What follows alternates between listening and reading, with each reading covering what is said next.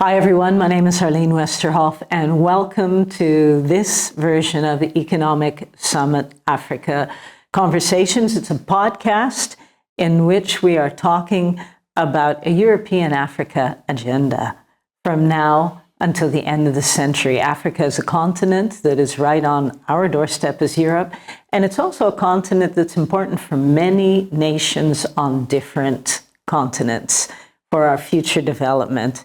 And today it's my great pleasure to have with me Johannes de Jong. Johannes is the director of SALIX. Now, for those of you who don't know, SALIX is a Latin word and it combines two words, salt and light.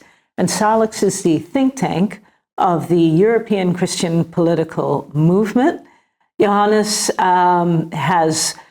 he's actually a visionary. You are a pioneer because, Johannes, you started quite a number of organizations that are busy on both a national and European level with regards to trying to influence in a constructive way political policy and action. So, Johannes, welcome today. Thank you. Thank you so much for having me. Wonderful to be here. No, it's good to have you. And so that many of you know, our book, European Africa Agenda 2025 to 2100, SALIX was our key major partner in not only organizing the events that led to the book, but also in sponsoring the book. So thank you very much for that, Johannes, and for your vision on that. Now, today we're going to talk a bit, Johannes, just about that whole area of migration, etc. But before we do, Johannes, tell us a little bit about your background. You know, were you always politically active, or especially how you became really gripped and interested, not just in the political side of things, but in Africa, because you lead a think tank for Europe, and yet you are now in Africa. We're busy there. No, yeah, okay. I need to explain this. So how did I become politically active? So basically, I'm from Northeast Frisia, so I'm from Dokkum, which is kind of the capital of that little region. And so at the end of our street where we lived, there was an asylum seeker center. And so I got in touch with people from mainly Iran, Iraq, you know, that part of the world.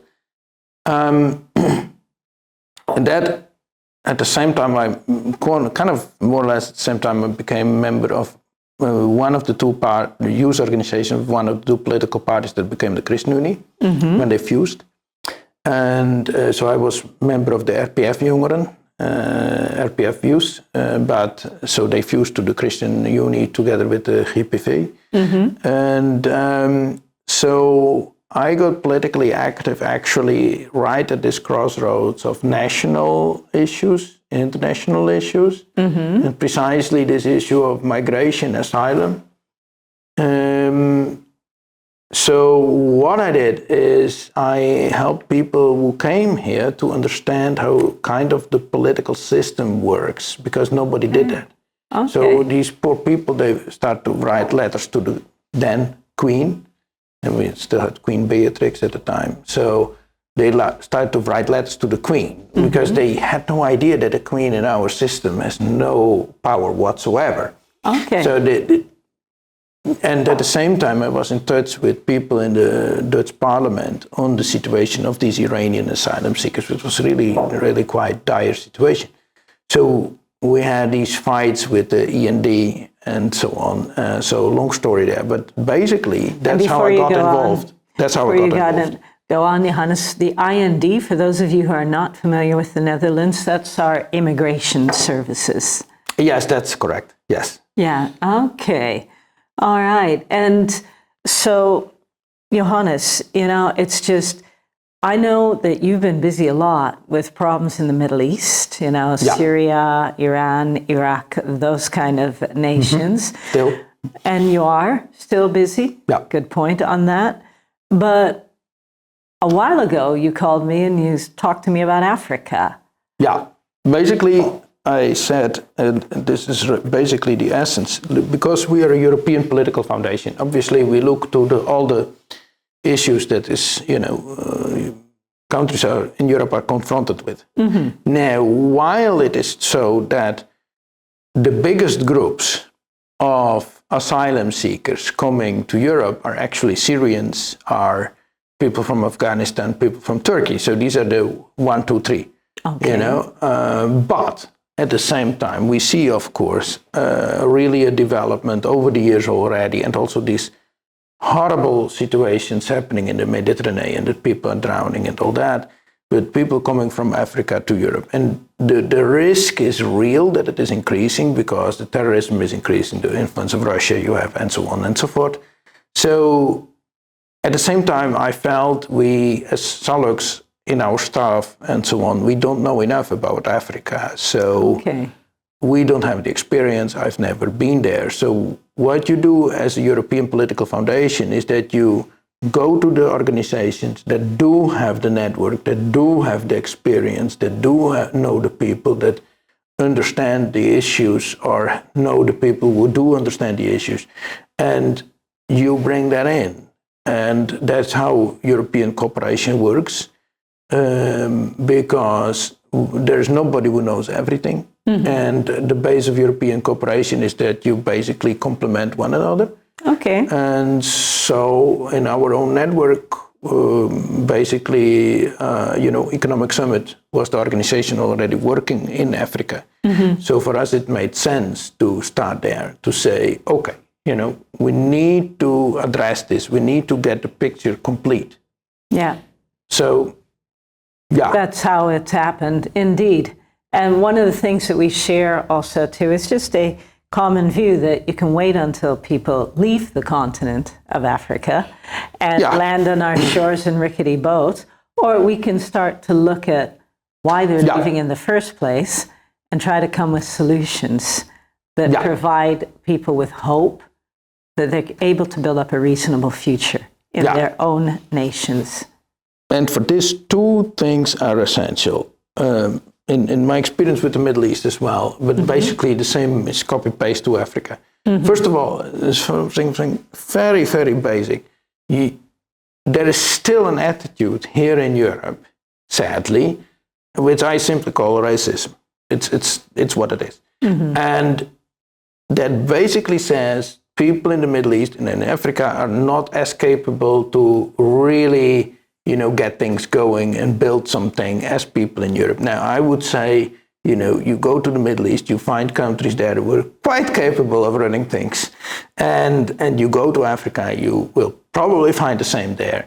And the point is that if you, first of all, start with accepting that principle of equal human dignity and therefore equal capacity, start to understand that we need to work on these issues together. This is this relational element. And then to accept that what we are dealing with is the consequence, but that the causes are in the countries where people are actually coming from. If you make all these think steps, then you can start really with policy, with foreign policy, not aid and development, but foreign policy, that can help to change things. Yeah. And the problem is that at this point, when I talk with people about, tackling things at the source, they start to talk about aid and development. And I start to talk about foreign policy.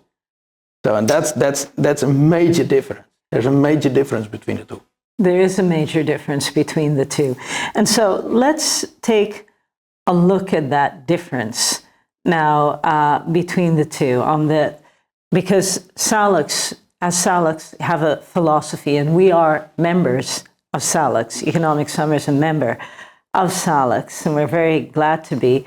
But the starting point is common human dignity and getting a common context for cooperation in those areas. Now, okay, you've been busy a lot more, for example, in Middle East than in Africa. But can you give a concrete example of that? Let me so, how was the debate in Europe? Okay. So, I remember just two examples very quickly. So, I remember very much that when we had in Europe, sadly, terribly, all these attacks by ISIS. Yeah. Right? So, what was the discussion? Oh, we should cooperate within Europe to solve the problem. But the attacks were coordinated in Manbij in Syria. So you can immediately see what's happening. Basically, the idea was, oh, this is all coordinated in Europe because this requires a level of sophisticated planning that people in Syria are not capable of. However, when Manbij was liberated and some of my own friends fought there to kick ISIS out, then they discovered the laptops and the data of ISIS, and it appeared that everything was actually planned from Manbij in Syria. So the problem was in Europe, but it was caused by a development in Syria. Now, if I look to the debate on immigration from Africa, I see the same patterns. Okay. So it is as if, with the debate in the politics in Europe is as if people, so to say, materialize out of the blue somewhere on the shores of Libya or Algeria or Tunisia, and then suddenly they are there. And we're like, oh gosh, now we need to push them back.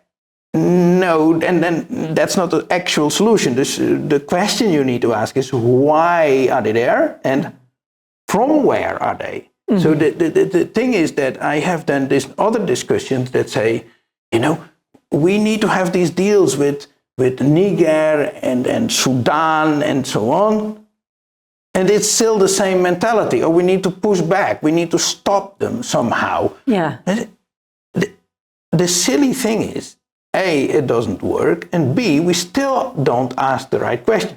Why are these people leaving? And precisely from where? Because at the moment you know from where people are leaving, you also know why. So the thing is that these questions are not asked. So at the moment you ask these simple questions, and then the next thing that happens, because we're still in these old patterns, is, oh, these people are leaving because of this poverty or whatever. Oh, then we need to bring in aid and development.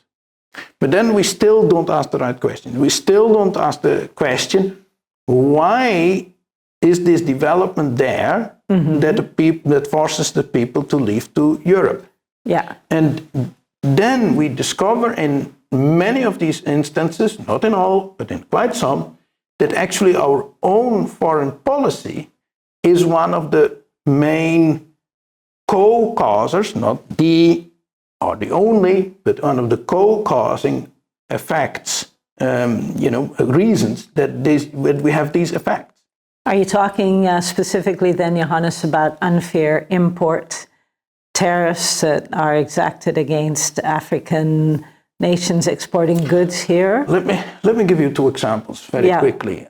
So you have this infamous example of the European fishing fleet fishing the sea empty with Senegal, and then people from Senegal surprisingly wanting to go to Europe. Yeah. So we basically shoot on our own foot just to give some people a little, this kind of profit.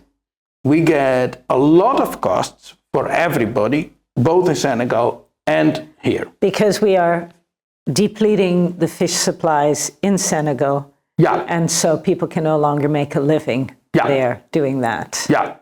And recently I figured out that similar patterns are actually happening on the other side of Africa.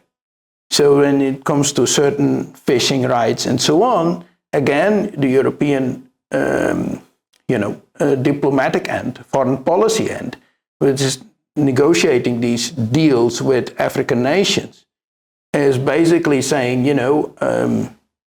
we give you something of this, we give you something of that, and then, our fishing fleet can fish the sea, can empty the sea of this and that fish. The problem is that the bits and bits we give to these countries don't reach the people who are hurt most. And the people who are hurt most are then like, okay, what do we do? And then we are surprised that these people are coming here. So, but what is happening then? So say the people manage to come to Europe. Yeah. Yeah. So then suddenly these people are here and we need to take care of them. Otherwise they live on the streets. I don't think we can do that. So say we take care of them. So that means that our general taxpayers have to pay for that. But these taxpayers on our end, they didn't profit from this deal. They are just The fishing rights that yes, were granted. because they are not profiting from that. These companies are profiting from that, who, on average, don't pay really a lot of taxes into our system. So basically, there's money earned by these deals at the expense of the local population, who then comes to us, and then it becomes something at the expense of the European taxpayer. So at the same time, we see in Europe that the interests of the African migrants or other migrants, asylum seekers, both groups, are coming here. They were coming here, and the interests of the local Europeans who are already here, they are pushed against each other. But actually, they have a common problem. They have a common enemy, so to say, which is these big business interests who pushed this whole situation in the first place. Yeah. And our foreign policy is not listening to the interests of the average taxpayer or to the human dignity of the local population. They are only listening to the short-term interests of these big companies. Yeah. And that is unimaginable how short-sighted this policy is. Yeah. Oh, I think you're talking about extractive economies. Yes. Essentially, you are certainly talking about extractive economies, where the company's co-owners are probably the only ones who contribute, but the communities on the African end and European taxpayers are both paying for the behavior, profits of this small group of shareholders. This small group of shareholders. And so that's something that is going to need to be redressed, because Johannes, we talked about the fact earlier, you and I, that if nothing is done in the next 10 years, we think we have a problem now. We already have a problem. But if nothing is done, you can't build a wall that's high enough. No, so here's the thing that is happening next, right? Sorry, but if I may. So what you see is then the rhetoric starts to come in. Oh, we need to build a wall. And I'm simply saying this. Are you really seriously saying that we can put barbed wire over all the beaches of the Mediterranean? Yeah. And then people look at me like, well, actually, we cannot do that. I said, okay, if we cannot do that, then basically we cannot stop people from coming, right? Yeah. And then people are forced to rethink, because what is happening, coming back to the aid and development thing, I was going to say that. So the foreign policy that I just described is basically causing at the local level the reason that we then have to send in aid and development. So the European taxpayers pay twice, both for aid and development and when people come here. Yeah. And that's what needs to change. And that's something that can be changed, but has to be addressed also at a European level and at our national levels too. Yes, because this is really important. What is happening often at the European level in this debate is that the debate is certainly put at the European level. Yes, that's correct, but foreign policy is a national competence. Okay. So that means that actually the debate to change that starts in our national parliaments. So what is the key here? The key is that the members of parliament in the national parliaments understand this mechanism that basically hits both the people in Africa and the European taxpayers. And that they tell the ministries of foreign affairs that, look, you're not there to work in the interest of big companies. You're there to work first and foremost in the interest of the Dutch taxpayer. Okay. And with respect to the human dignity of the people in Africa. So basically, we need to have a conversation about whose interests are our ministries of foreign affairs actually representing? Are they representing the interests of some big companies, or are they representing the interests of average taxpayers? Now, some of them will say yes, but these big companies take care for our Dutch economy. The costs of this policy, the costs that result from this policy are way, way higher than any income generated by this policy. And that's the point. It is also, even from a purely economic perspective, even if you don't respect human dignity at all, if you simply calculate, that's it. Even then, this is really way too expensive. And so that is actually then the message that we need to be communicating to populist governments across Europe. Yes, I think so. Yes, I think so. And I think that this is also something that actually people, both on the right and the left, could actually unite. It seems quite improbable at the moment. But if you explain this to somebody, say, from PVV, and you explain this... PVV is our right-wing party. Mr. Wilders' party. Mr. Wilders' party, well, he's quite famous, infamous. Or you explain this to people really on the left. Basically, they will both see things that they like, that they understand from their own political perspective. The left will be attracted by the human dignity kind of thing, possibly. Yes, and also the economic aspects. All right, and the right will be attracted by the fact that you can turn off the tap, or at least reduce the flow of migrants. Yes, and that you actually take into account the interests of Dutch taxpayers. So often the debate from the left is done as if, when we talk about Africa, when we talk about doing good in Africa, that it comes somehow at the expense of the Dutch taxpayer. But we need to have a conversation in which we understand that we talk about a change in foreign policy, which is good for the average Dutch taxpayer and the people in Africa. The only ones who are paying then for our type of foreign policy, so those who are losing, are the Dutch taxpayers. No. If we would have our way with our type of foreign policy that we are suggesting, the only ones losing are the shareholders, the big companies. Okay. But the problem is this. They are the ones, funding some of our political parties, especially the liberals who have been in charge for a very long time. So we see here that the effects of that actually have a massive negative impact on all of us. But it's time, if I look at this, and if I put on an optimistic set of glasses now, Johannes, you see massive shifts throughout all of Europe with regards to election results. So that would say to me that there is an opening. If there's an opening for any kind of change, then it's now. And this is the message that we should be now contacting our national members of parliament about. Yes, and I would first say this. I think that, Salux and its member organizations, we can move quite some things. Yeah. But for this effort, we will need support and the cooperation of many organizations who basically are focused on, making sure that the people in Africa and the Middle East have a better life. Yeah. And this is a wide range of organizations. But these organizations basically need to refocus their efforts from being focused on aid and development to being focused on better foreign policy.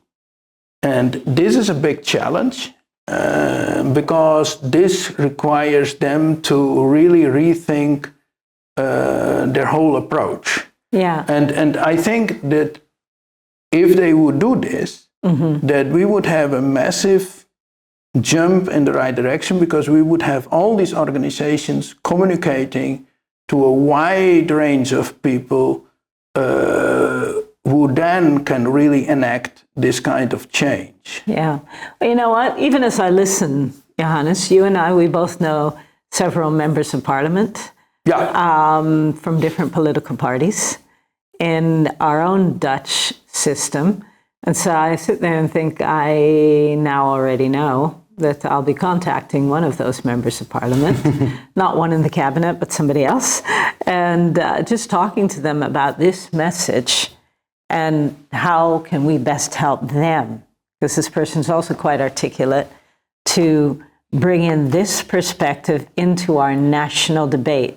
Because what I see here is an opportunity. And that's what we're trying to doing with these podcasts, not just diagnose the problems, but look for constructive ways to deal with them.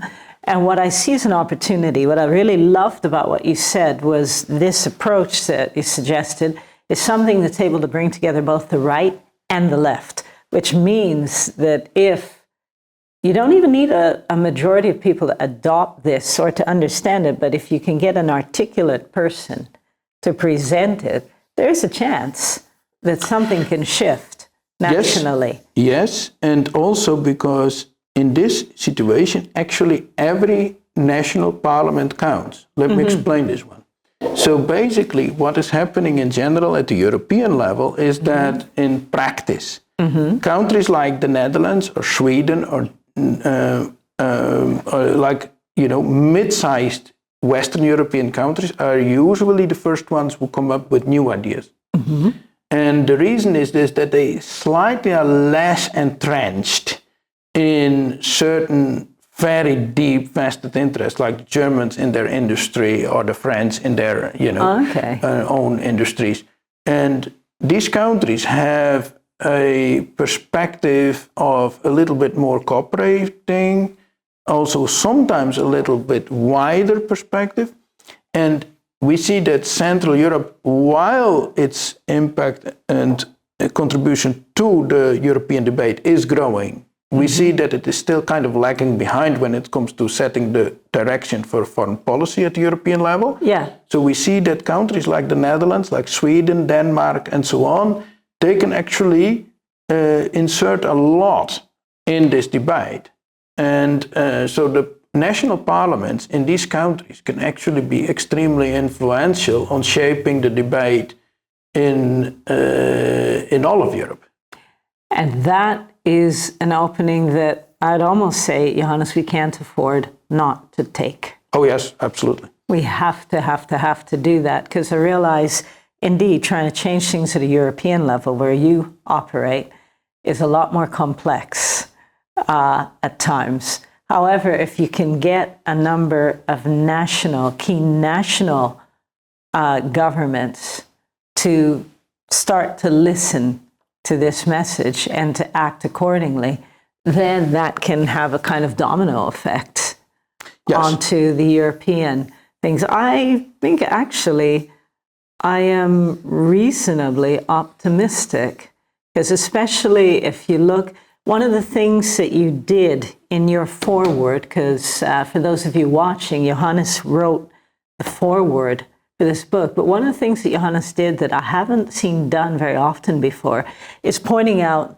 that it's not just the African who pays by, having people migrate and leave, especially the people you need to build up your communities, but also it's the Western taxpayer, the European taxpayer, who also pays for our failure to address, the role of big companies and and the influence of big companies on our national policy. Yes, especially on the foreign policy. And see, the thing is that what you see is people generally on the left tend to be quite dismissive when it comes to the concerns of average taxpayers in Western Europe. I think that's not very helpful, because these concerns are there and they are real. They are obviously in a better situation than people in Africa. I would be lying if I denied it. But these people feel a pressure that if you ignore it, and if you don't take that into account, you get a gigantic backlash. Yep. That is ultimately harming you and the people in Africa more than it helps. So our approach is to take both sides of the equation into account and then to see who are the real culprits here. Yeah. And the real culprits are not Dutch taxpayers who say we don't want more migration here, because then it's very quickly the focus is, oh, they should not say that. I think then that you have a very unhelpful debate. You can also say, okay, what perspective would actually take the concerns of both ends on board? And then you don't talk about asylum, you don't talk about migration, you don't talk about aid and development, you talk about foreign policy. Okay, yeah.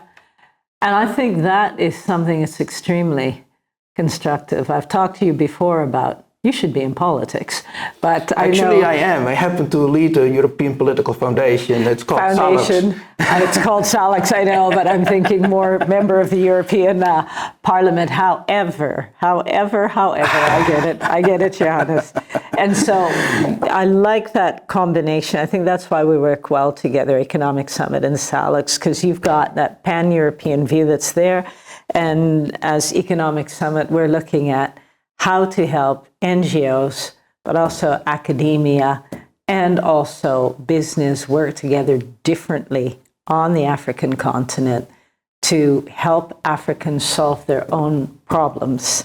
Yes, and they are extremely capable too. I mean, we should end this kind of stupid racist attitude that basically implies that people there are less capable, which is absolutely stunningly stupid. Yeah, well, we're going to be putting out a number of papers, and I'll be contacting you about that with regards to also some of the foreign policy stuff. The Pacte Frank-Afrique is one of them, but other things too that are going to, I think, we'll be able to look at to help. For those of you watching, it's just one of the points of these podcasts is to come with constructive ideas, but then also this fall we'll be gathering together a small group just to talk about strategy, 6-month strategy, a 1-year strategy, a 2-year strategy, because as we both know, indeed, and everybody watching, you cannot change things by yourself. And so just what is the strategy? And as we go along, for those of you watching, we'll be keeping you up to date because in 2025, the first half year, there'll be another economic summit meeting in partnership with SALEX, in which we're going to talk strategies now, as well as the different parties that will be involved. Johannes, thank you very, very much. For those who want to get in touch with you, how can they do that? Well, the simplest way is simply to go to our website, which is salux.eu. So SALEX, SALLUX.eu. Correct. And there you can find out about some of the really, really good work that SALEX is doing across the continent. And I point out, even though SALEX is concentrated on Europe, I see that what they're doing is a prototype, or could serve as a prototype also for different regions of the world. Yes. Johannes, thank you. And thank you. And thanks for watching, and we'll see you again next time.